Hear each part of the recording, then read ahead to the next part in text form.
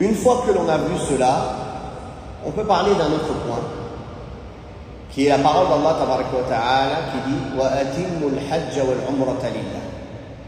Allah tabaraka wa ta'ala a ordonné de compléter le pèlerinage, le hajj et la umrah, la visite pieuse pour Allah.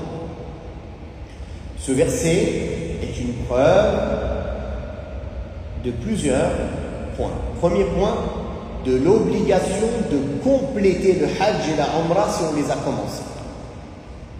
Obligatoire. On n'a pas le droit en plein hajj de changer d'avis, en pleine umrah de changer d'avis et de délaisser le hajj et la umrah. On est obligé de les terminer, quoi qu'il arrive.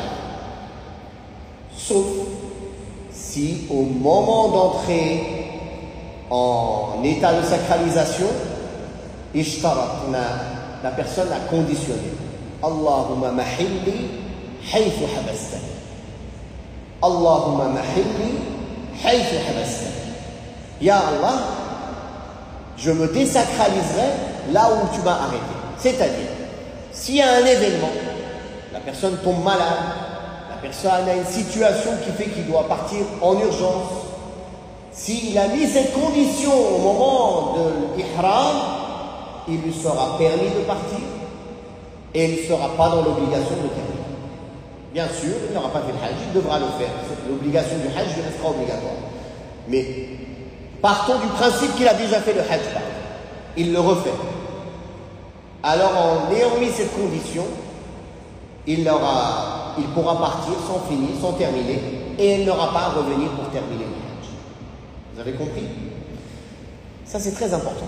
Je vais vous donner un exemple concret de ce qui est arrivé à certaines personnes. Ils ont pris l'avion jusqu'à Jeddah avec un accompagnateur et ils n'ont pas conditionné. Ils n'ont pas dit cette condition. Et ils ne connaissaient pas le programme. Ils pensaient qu'ils allaient aller à la Mecque. Donc ils se sont mis en ihram. Mais arrivé à Jeddah, l'accompagnateur leur a dit non, on va d'abord à Médine. Ils ont été à Médine, ils se sont désacralisés, ce qu'ils n'ont pas le droit de faire.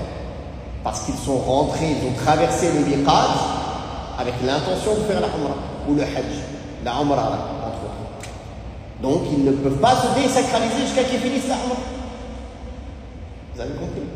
S'ils avaient dit Allahumma mahilli haythu habastani, ils auraient pu se désacraliser. Parce que justement il y a eu un changement de programme, sans rien avoir à faire. Puis quand ils arrivent de Médine, remettre la sacralisation à Dhul Hulayfa, l'intention, et faire la umrah. Vous avez vu un exemple concret? Pareil pour une femme qui a peur d'avoir ses menstrues et qui ne sait pas si elle pourra terminer.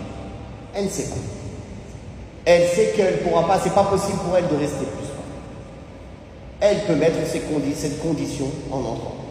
Comme ça, elle rentre, elle reviendra au hajj quand elle aura les moyens.